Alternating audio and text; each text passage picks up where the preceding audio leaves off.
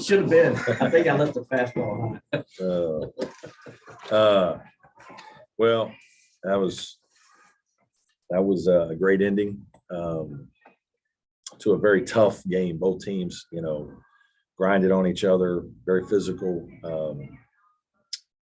Pleased with the way we defended. A lot of respect for Virginia Tech, Coach Young, their staff. Those guys do a great job, play a great way.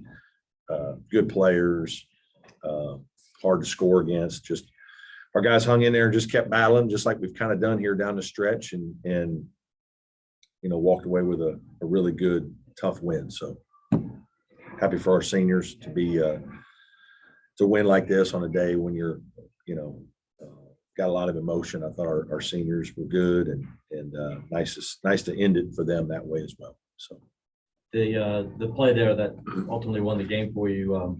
How did you guys draw that up? And what were the play that Hunter made wasn't any kind. They came and trapped us. They trapped us the one time, and we kind of knew it was coming out of a timeout. I don't know why Nick. I have to look at the film. I felt like there was somebody open, but he just kind of held on to it for a second. Then he called timeout, which was a good move. And then they came after us again. Obviously, they had a lot of fouls to give, and so I'm sure by the time they do all the fouling, then there's not going to be enough time maybe to, we could run it out, right? They're going to have to foul us. So they went to trap us to make us make a play. And then Hunter got the ball in the middle, got it to Hunter. He made a nice pull up right there, just under inside the foul line. So just a good basketball play when, typical stuff. You get trapped, get three outlets, be poised with the double team, try to get it out and go make a play. And he did it. You said defensively you liked how you guys played, but in the first half when they were hitting all those threes, it seemed like you guys were getting sucked. Yeah, Aline made he had 4 threes, but they're a good 3-point shooting team, and we did a good job on Aluma. They just have so many different ways they can hurt you that Couture wasn't going. So yeah, we were fine with the way they had 33. I thought we did okay, even though it was at 44%. They took some threes. I just thought we competed hard, we created a few turnovers, extended our defense a little bit tonight. Finally kind of got our full allotment of guys back, so we were able to extend our defense and just kind of hung in there. Today was hard. These guys are hard to play against. They run good motion. They great plays. You got to be on point. You make a mistake, and they're going to capitalize. And I thought our kids played really hard. I thought we played a lot of guys. And how many guys is that? I don't think we played. How many guys did all of them? Is that 11 or is that 10? They played double figure. Every guy played double figure minutes. So we tried to play a lot of people and wear them down a little bit and pick up full court and do some different things. And so yeah, I was very pleased with the way our guys did that, especially in a short turnaround. How do you evaluate PJ game day to day? Was he just good enough to go today? No, he practiced Thursday a little bit, then a little more on Friday. And obviously after Thursday, you come in Thursday and it's like, hey, I think he'd been pointing to this point. I think he was hoping in his mind that he could play at least one game before he gets to Brooklyn. We kind of didn't think he'd play last week, and then maybe Georgia Tech, just see how it goes. But just, he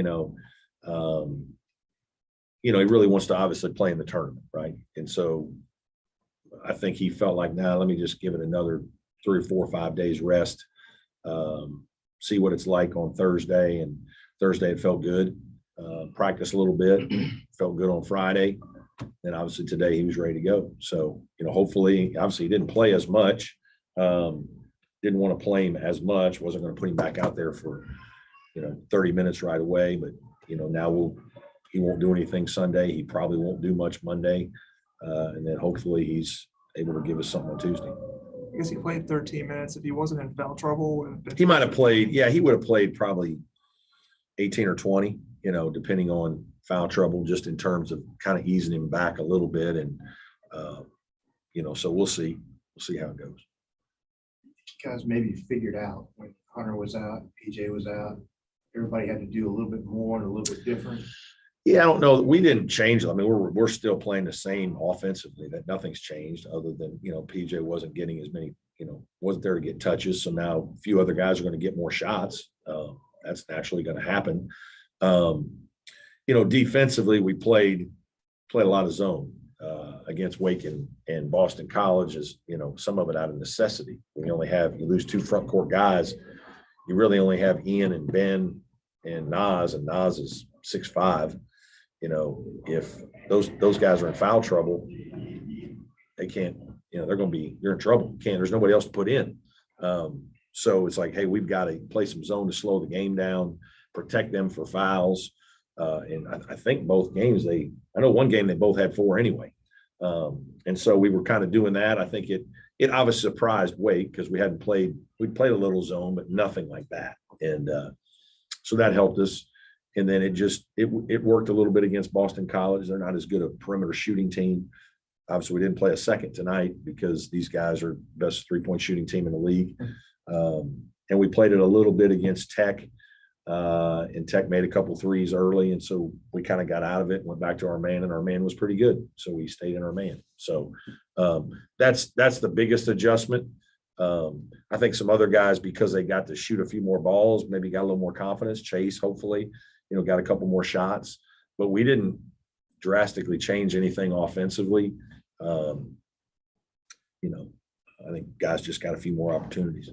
Right. What can this last 4 games do for you guys going to the tournament now? Well, I hope it gives us confidence. It's everybody though starts that way, right? Like every team's going there. Hey, this is a new season, new chance, and so you try to go there with positive energy and emotion but it's been great for the last 2 weeks. Our just resilient grit, whatever, our guys have just hung in there. We could have given in. We could have given in easily. And, we're coming off lost 6 in a row and heartbreaking defeat against Florida State where we have a chance to win and still think a couple of bad calls got us. And then we have an open shot to win. We don't make it. And then our best player is out in the first minute of the game at Louisville, and we battle hard and, but just not quite good enough to win.